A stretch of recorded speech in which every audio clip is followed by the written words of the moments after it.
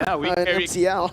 part of Chocolate Summit. But right now, we're going back into the game. Blacklist going up against RRQ, and it looks like the ban has been done. And right now, they banned out the Estes. Right. Again, it's already something different from the side of RRQ. They banned away the Estes, but this time around, Blacklist, they've swapped it out. You know, they are the ones with the first pick here, and they might just be able to take away that Paquito instantly or just go for something else.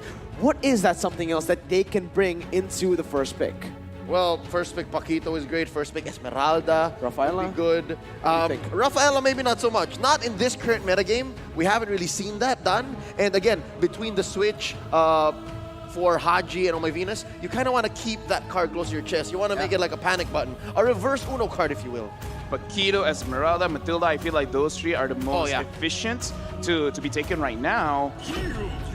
Oh, no, it's the Aldous! Yep. Oh, all right, never mind. No. M3 maybe. Yeah, when you thought you knew Blacklist, they're like, Bonchan says no. Is this why RRQ are having such a difficult time to draft against them? Because right now, RRQ, they have a lot of power picks right now. A lot. They have the Paquito, they have the Farsa, they have the Matilda, but they're taking up the Cho as well. Oh, the Kung Fu boys here. Yeah. Cho and Paquito, the MMA boys. That's what I'm trying to say The here. MMA duo. The MMA duo. That was better. All right, so Paquito and Cho, what do they want to do with these two heroes? They want to fight. They want to fight, yes, but how do they want to fight? Okay, so their fighters right now, they have flexibility in terms of how they play, because we've seen Skylar play in the gold lane, but still it can be put in the roam position on Vin. And again, this Paquito, you can go anywhere. If for some reason you want to put it in the gold lane, sure, why not, right? Because Paquito is such a nuisance in the Land of Dawn. Right now, RRQ, they have a lot of flexibility, but again, please don't overcomplicate things. Just make sure you guys have a clear win condition and just play off of it. Yeah, to be fair, again, it's so scary when you're not aware of where the opponent's heroes are going, but they may find an answer, and Blacklist International doing exactly just that, Lafel. They're keeping it simple. Again, this is so honest. None of these heroes are new to us as fans of Blacklist International, as fans of the Ube strategy. These are essential ingredients. That's the Matilda and the Farsa. And then, yeah, it's so clear that what else do you need? You need a gold laner, you need an XP laner, but there could be a curveball again. 3 games though. Farsa has been picked up 3 games. Yeah, but the curveball. Here, let me just say before it happens. Gold lane Aldous. Gold lane Aldous, that can work. RRQ now with the Rafaela, they want to provide some of that mobility, extra sustain, and that disengage right now. But let's see, from the bans, Blacklist International, again, yes, this Aldous, the curveball you mentioned, can go to the gold lane. So RRQ, they're going to have quite a bit of trouble here drafting in the second phase. Do they want to pick up something like the Lo Yi that has been good against the Aldous, or do they want to just ban away that Alice, that Harith once more? Yeah, again, we're going into the second phase now, and you're not so sure. And RRQ Hoshi, for their sake, I hope they don't go down the insanity route of repeating the same thing, expecting something new. If this does indeed become Alice Harith, then Blacklist International, they can use that curveball. First up, we see now it's the Alice. Oh no! Yeah, the Alice ban coming through for the side of RRQ. Yeah, for the side of Blacklist International, right now, from the side of RRQ, they just don't have a lot of range. And I feel like they can play off of this in terms of the ban. They can ban on the Clan, they can play on the Brody, because those are very, very safe picks. However, because Skylar played the Cho in the first game, I feel like the best... It's so weird, because again, RRQ, like, what do you ban? You ban the jungler, then what if the Paquito goes jungle, then your bans are ruined. You want to ban the gold laners, what if the Cho goes to the gold lane? That's ruined as well. Even if you want to ban out the EXP lane, this Paquito can go to the EXP lane. So right now, Blacklist International, whatever ban that they put, it's almost non-impactful. Yep, it's not even a matter of answering or figuring out what your opponent's doing. For Blacklist right now, it's about playing their game. It's about going their course and making sure that they make it to the destination without much trouble, and that's what they're going to take out in the bans. It's the Nathan to cover up for potential scaling. You want to stop that Aldous. Maybe you want something that has a kiting potential, but I don't know, where might they be going here? Again, Neo, this is a little bit out of the draft, but we've been talking about the mental games. Let's talk about the mental game of RRQ. This is the quietest I've seen RRQ play. Yeah. I've not heard any kind of screams coming up from them. Oh, yeah. Like, how is this affecting them on stage? Can they focus? Do they have the confidence? You're right. Not so sure. You're right. After this Hylos ban, that's something that's definitely night and day, very uncanny for RRQ. I mentioned earlier, this is Skylar, not Xin. Xin is Exactly. one of the most vocal players I know in the whole game, and I did not expect that it would affect the whole team, that we would see a more quiet RRQ. I know that the fans, they want to hear their team, they want to hear the King of Kings roar, but not when they're down like this. Yeah, again, RRQ with Xin on the board in that team, it's kind of a mental boost, right? So, yes, he hasn't been performing, but he's there morale. The morale is there, right? Xin, he provides so much to the team, not just as a player, mechanic-wise, but also basically, the communication. Yep. The morale boost, the screams, the yells. It's a plus for RRQ. We're winning. He's the leader. Let him know, right? But it's also a minus for the opponents. Like, oh no, Zin's feeling it. Oh, but look at that. It's going to be the Lunox pickup for RRQ. Last time we saw this was actually on clay.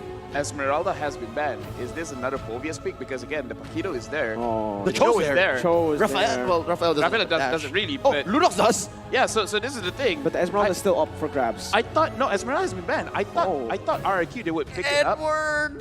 Yeah, that's the thing. Air Edward? There's a lot of ways that Blacklist can do with the composition right now. They don't even need the Phobias, but even if they did, what's the answer? The Esmeralda is not there. And for the side of RRQ, like, there's a lot of dashes.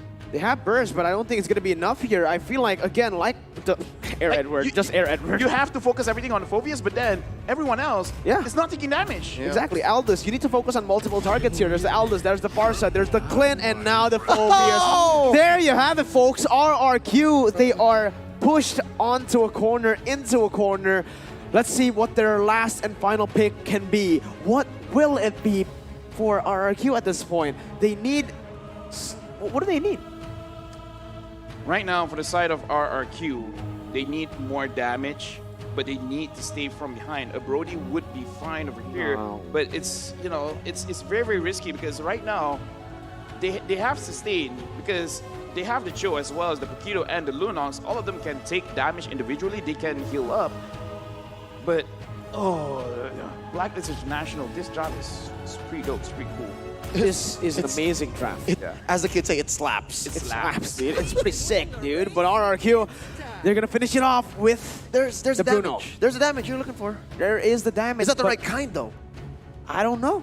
I don't know if that's the right kind. Do you want to go? Because the thing about Bruno is kind of have short range. Right? You're a range hero, but you're not a super long range hero. You're going up against an Aldous. You're going up against a Phobius. Do you want to be that close? Do you want to be clumped up? Because in this composition, they're playing front to back.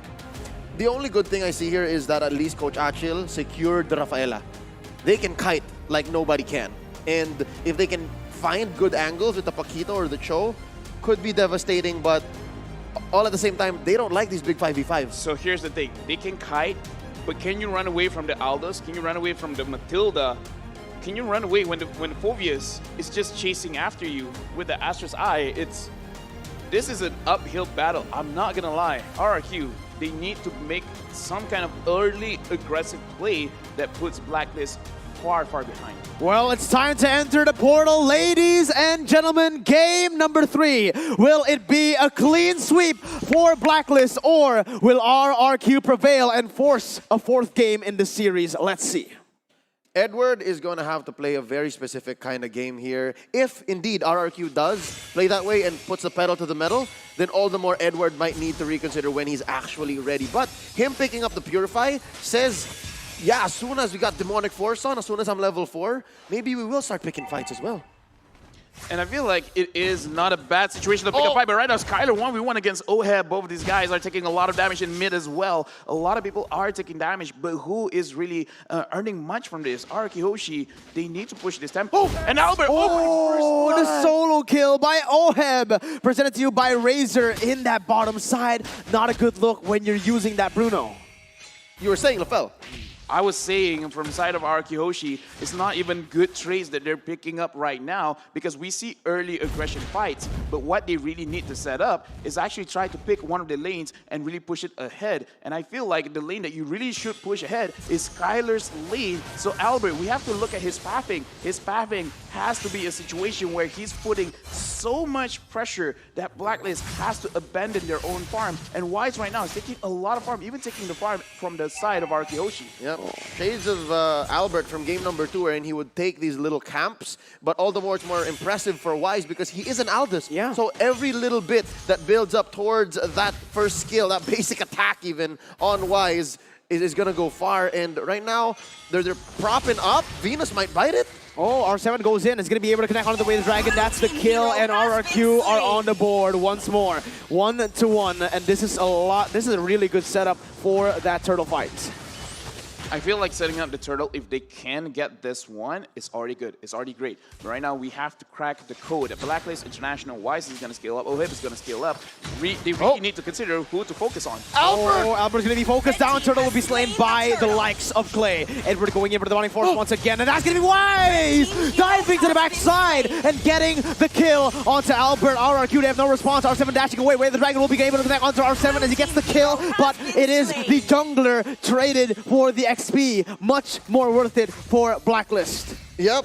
Again, every bit of a scramble like this benefits Blacklist International. If we see ourselves in 25, 28, 30-minute mark, these engages by RRQ Hoshi are going to be all the more difficult. So yeah, make the most of this early game. For RRQ Hoshi to get back into this best of 5, not only is it a 1 or 2 step process, it's actually a very long drawn out plan. They have to have a flow chart for the decisions they make. And right now, they have to grow a few more branches because of that kill by Wise onto Albert.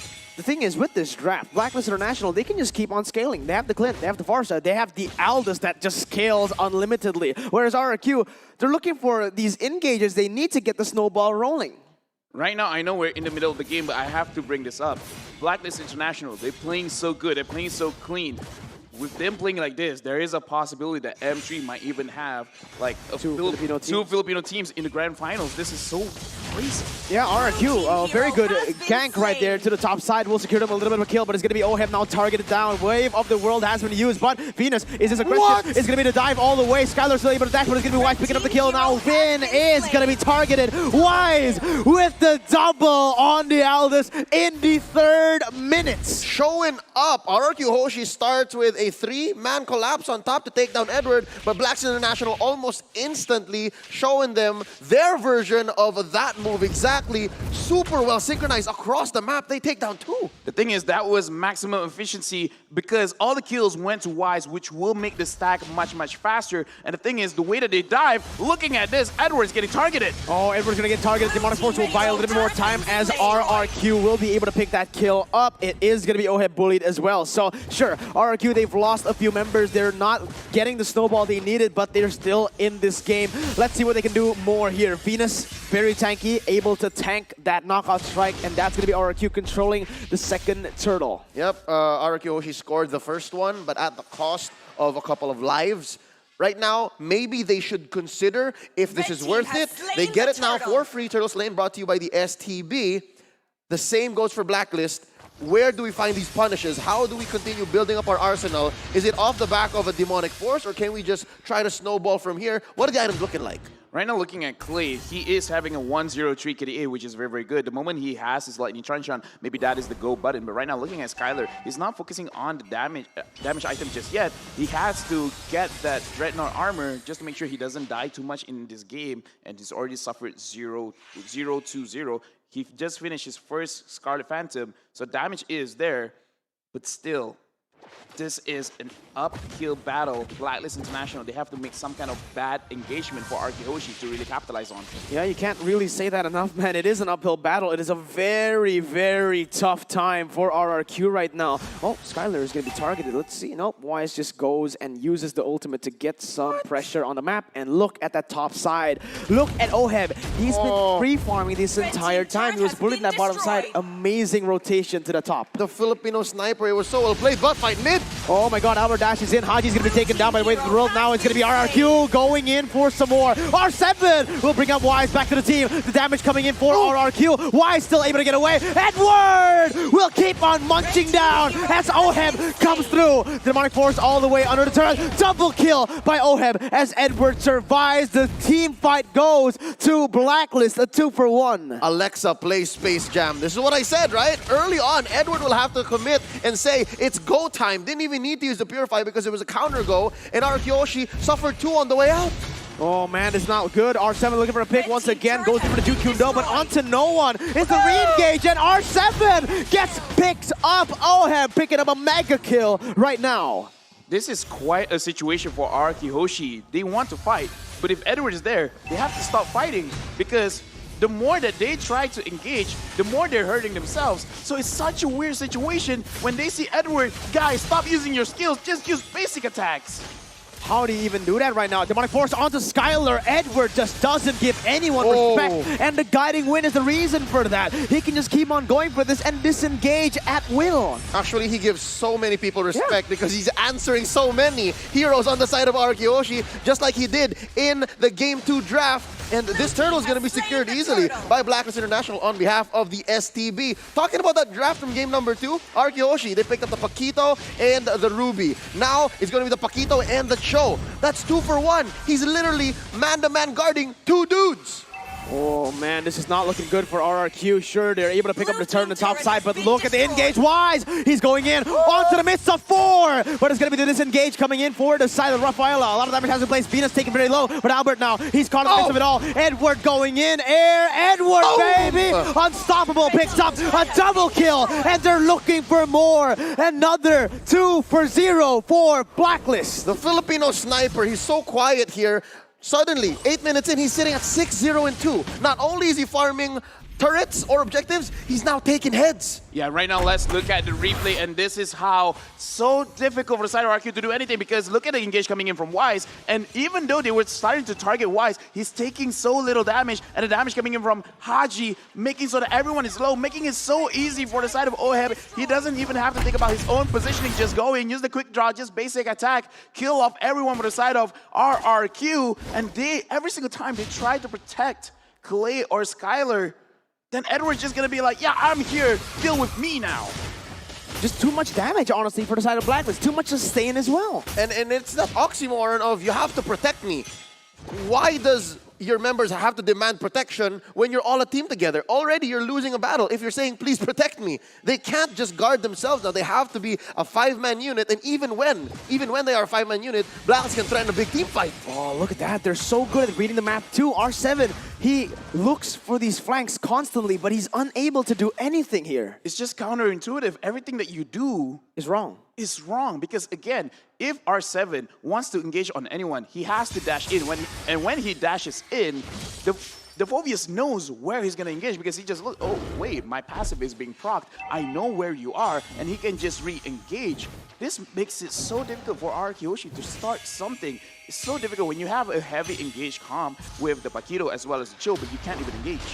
Well, let's see what happens here. Feather Airstrike being used, but it's only to zone away the members of RRQ. Blacklist pick up the first Lord of the game in 9 minutes. In the mini-map alone, you can see how RRQ Hoshi are kind of torn between, okay, we'll clear the waves, we'll stick together, but also maybe we need to contest.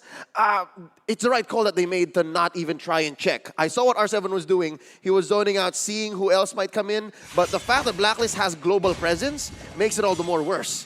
But yeah, again, looking at itemization over here, we have a scaling comp on the side of Blacklist International, but 4.6k goal ahead. And Wise right now just going full defense, but he still deals a lot of damage just because he's been scaling so well. 3 kills onto him, and now with the Malefic Roar, even though Skylar has that Dragon armor, he's gonna get bursted down. All of the side of RRQ Hoshi, even if they do have defense, even if they do have armor, they're gonna get shredded by this Aldous. Oh, look at the defense coming in. The Feather Airstrike will be able to zone everyone away from the side of RRQ from that inhibitor. Oh my god, Oheb! That was a snipe, the Filipino sniper destroying RRQ. Finn dying for the 3rd time in this game, and they're looking for more. Edward jumps in onto the Demonic Force. R7 will be able to bring him back onto the base, but it is going to be the Purify as Edward just tears them apart into the base. He dies, but at what cost? It's a 2 for 1 right now, and RRQ, they've lost all hope. It is the Indonesians falling flat. Blacklist International, they're gonna go for more. Albert jumps in for the knockout strike. Triple kill. It's gonna be the Maniac not picked up. Blacklist will knock out the last hope for Indonesia in M3. On that rapid fire take towards the end, he was just walking right into his line of fire. That Clint, let me teach you a word in Tagalog. Asintado. Asentado means he's a sharpshooter. What a play, what a finish. I'm speechless right now. Blacklist International, look at those faces. They're so happy because, again, RRQ is a massive adversary. They took them down 3-0, but again, this means that RRQ lost the Philippines 0-6. I have no idea what's going on in their heads right